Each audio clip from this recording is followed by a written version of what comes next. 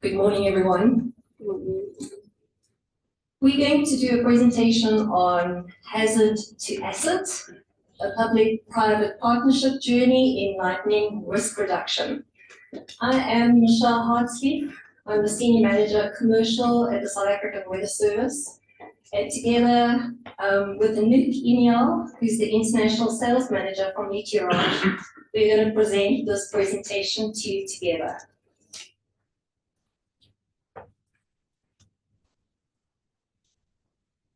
Point it at us.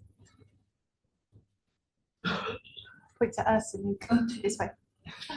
You okay?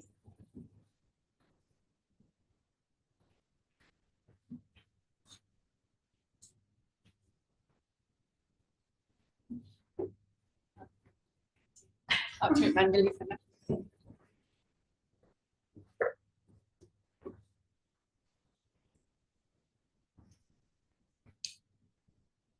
Then we'll be on it, Katie. What's happened? Can you grab Katie and ask her to come back? Thank you, Chief. You can also tell me where to change the slide. Yeah, I'm just trying to get into her system to actually do it.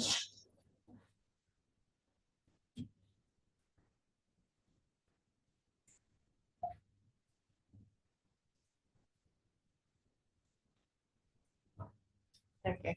Thank you. Just shout, we'll do it manually until she's in. Okay, perfect.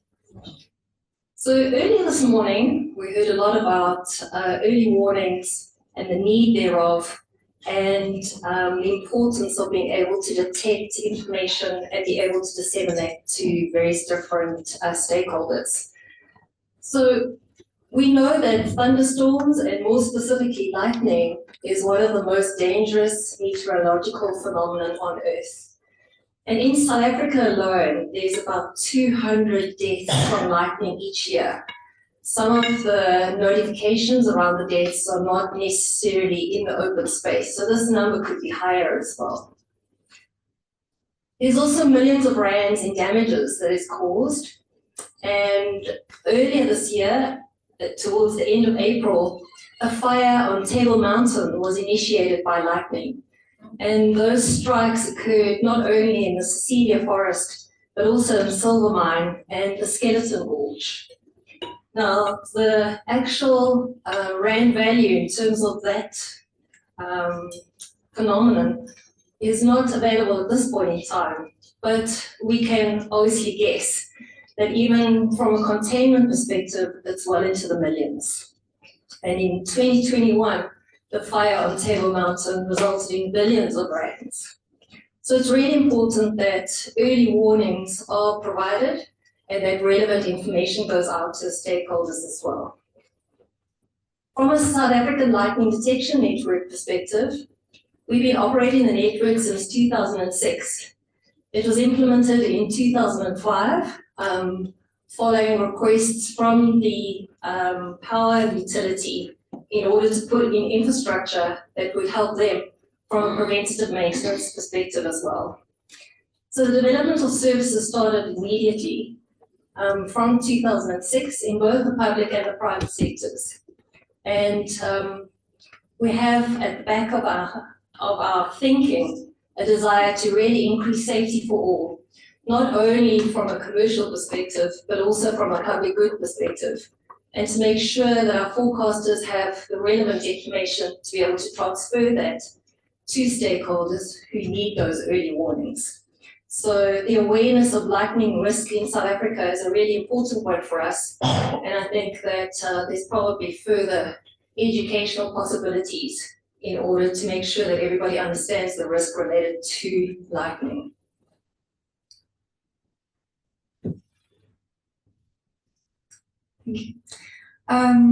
So Meteorage is a French company, a subsidiary of Météo France and Vaisala. We own and operate our own lightning detection network in Western Europe. That started in 1987 with first the French market, and we developed through Western Europe through the years. And while to provide to end users various solutions, we started to create as well our own software or services, and that also allow to a subscription management tool. We have over 4,000 customers worldwide that we provide with different types of services that I explained just before. So within the services that we developed, we wanted to be able to provide solutions in real time, such as for early warnings that we are talking about during this conference. So we can provide solutions to anticipate the phenomenon, as well as to track a thunderstorm and see its evolution through time. We are also using historical data to provide solutions such as statistics to evaluate lightning risk, as well as reports to check situation after thunderstorms and to be able to react quickly in case of damages observed. Yeah.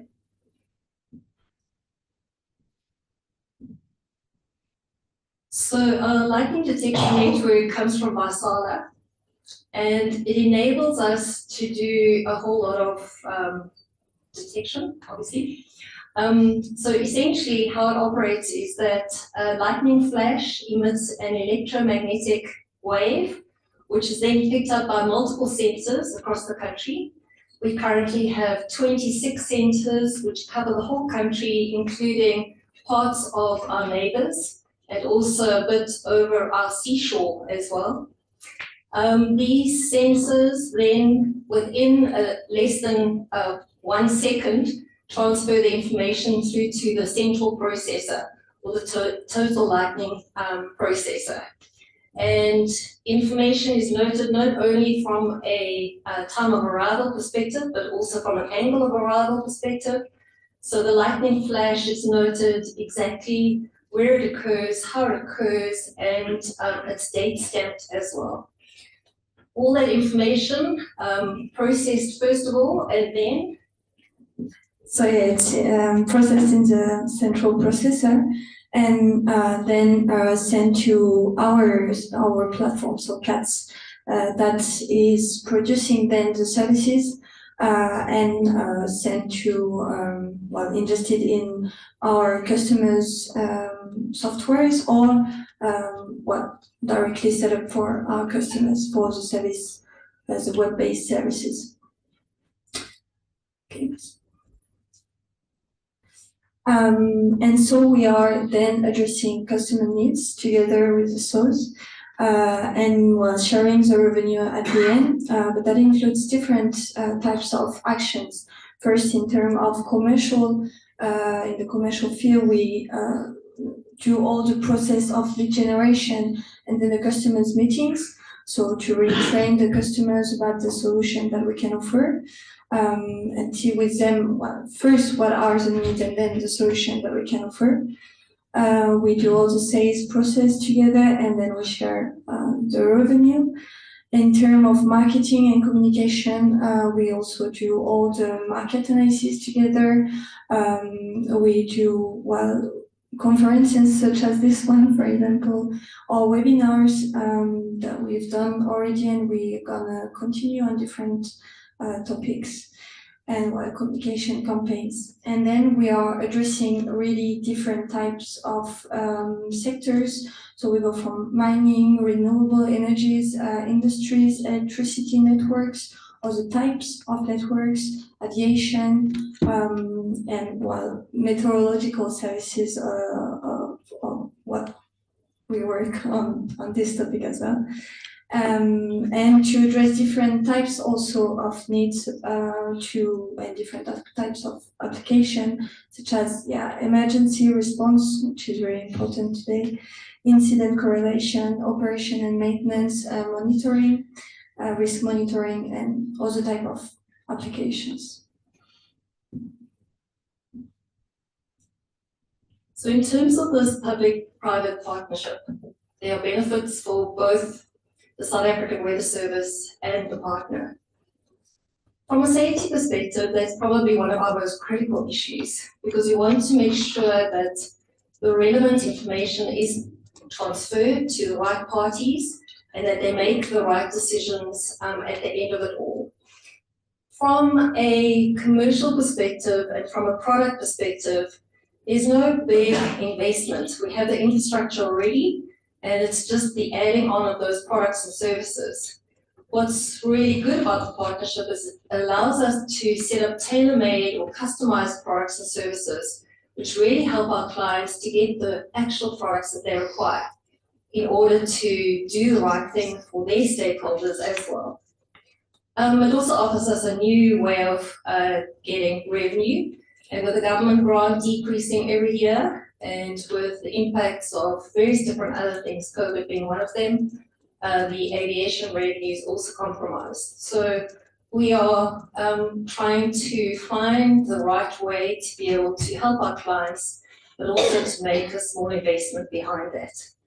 And then from an expertise perspective, these are specifically new lightning services, which gives us an ability to be able to interact with our clients in a slightly different way and to be able to build the knowledge of their specific environments and to make sure that we're delivering the right information for them in terms of the data usage.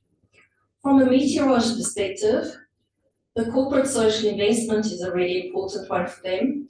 So they have a huge amount of expertise all over Europe, but they also want to make sure that they are delivering the right information for the communities, not only in South Africa, but in other places in the world. So projects of public interest are an important one for them. And from a finance perspective, they understand the infrastructure, they have a very good relationship with Vaisala as well. And in terms of the big investments, not so much, which then helps us to be able to deliver services in a way that doesn't then cripple the bank for any of our stakeholders as well. And then from a business development perspective, they just bring a slightly different approach and expertise and help to build knowledge and expertise within the South African weather service as well. So we know that lightning is a powerful and persistent threat.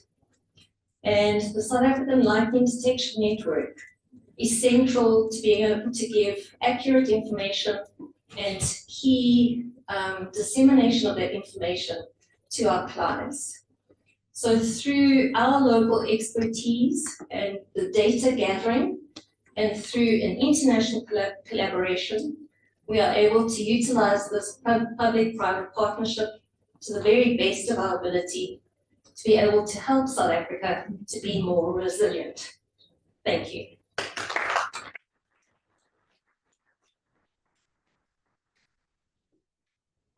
Many thanks, Michelle and Anouk. Do we have any questions for the two ladies before we move to our next speaker? Just raise your hand and I'll run over to you. Adorita.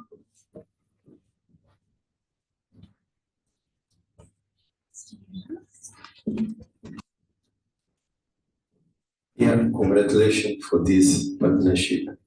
This is what World Meteorological Organization is encouraging. Let's partner. If we are not able to provide such kind of service, so let's find someone who can do, and together with our authority, we can provide it and share it half-half. The challenge that we are having in Mozambique, for instance, it's not just the early warning. Okay, we can have this and provide a very good product. However, there are some advice. When there's lightning, we are going to have light in this place. Please be careful, protect yourself. But when start lightning, start raining, the people goes inside the house. But sometimes we in Mozambique receive information, 5 people died inside the house, all the family. Which when we go and see what's happened, we see the roof. The roof is such kind that the lightning can penetrate, yes, which means that there's two very big challenges. One, which is the first step is this, providing the early one. The second is, which is more challenging, how can we help those people in the community in order to, let's say, to settle upon this lightning, taking into consideration the vulnerability of their infrastructure. I just brought it for discussion, it's not a question. Thank you. I think I can add though, so thank you very much for that question, and it's a really important issue that needs to be dealt with as well. But only through the collaborations do we actually understand the potential. So learning more about what's actually happening on the ground and then transferring that information to the partnership as well, and trying to identify different ways of really improving either the information going out or the education thereof. So the partnership helps to be able to just spread the load and to make sure that those key issues are dealt with as well. I don't think we have all the answers. And sometimes when these things happen, we are saddened by it, and we need to, learn from it and then put the right processes in behind that. But if we get better at educating all the people about the risks related to lightning, then hopefully they will do the right things. And in the future, our homes will also be a bit more secure as well. So thank you for raising the issue. Many thanks, Michelle. Go to the front here. Thank you very much, Michelle. And sorry, I couldn't recall your name. Anouk. So I think it is a very good presentation. What I would like to know is that you need to build a trust with the private company. This is very important. And for that, you need success rates in your forecasting and all the services that you're going to offer.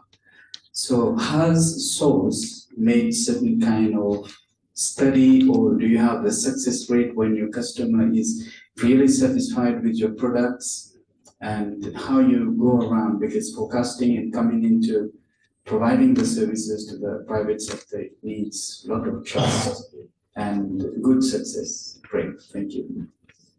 If I can answer that question twofold.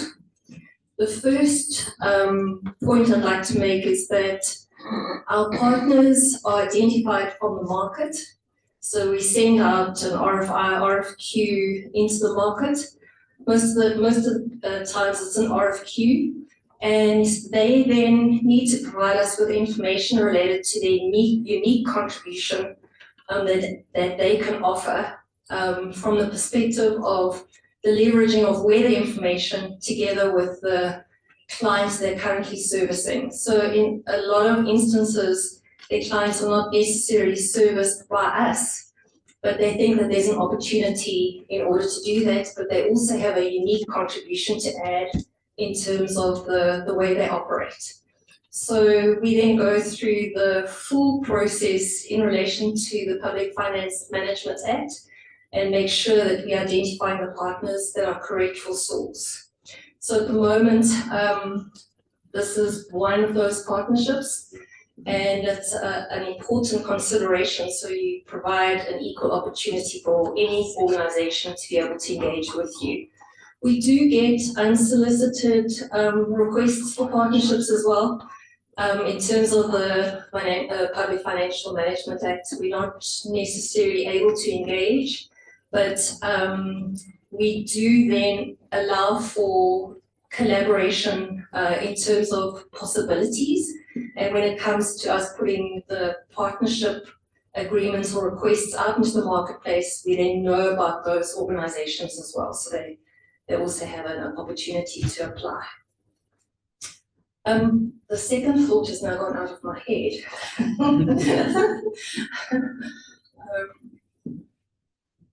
Do you want to repeat the question? The success rate. Oh, the success rate, okay.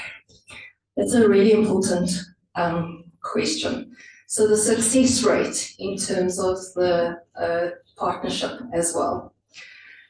The way we manage it is that each partner at this point in time has a unique capability, so they don't really cannibalize each other. But we set up very detailed processes in terms of how we engage with them, and in terms of the regularity around the work that we do together with them.